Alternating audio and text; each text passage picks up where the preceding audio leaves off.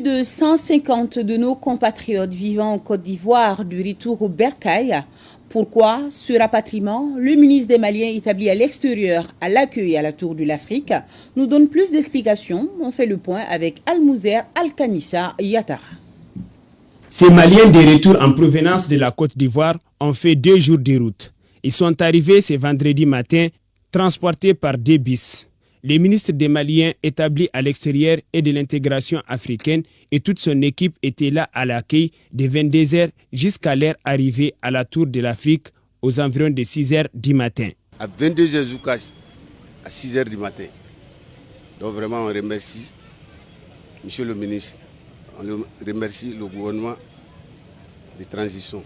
Dès le début des événements de Port-Boué à Abidjan, événements qui ont concerné nos compatriotes, notamment ceux qui sont dans les marchés à bétail et ceux qui vivent dans les habitations riveraines. Donc c'est suite à cette situation que le président de la transition a instruit de prendre toutes les dispositions pour que nos compatriotes qui désirent rentrer, qui ont exprimé le désir de rentrer au Mali, rentrent dans les meilleures conditions.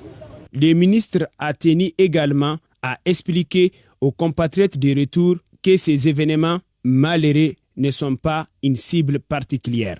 Ces événements se sont produits dans un contexte d'une décision souveraine d'un pays frère, la Côte d'Ivoire, dans le cadre de déguerpissement engagé dans ce pays-là depuis des mois.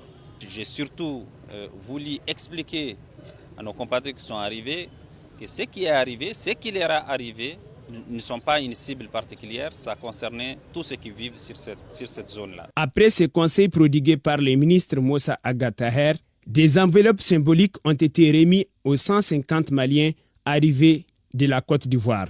Il a aussi rappelé que des mesures sont prises pour le retour d'autres Maliens.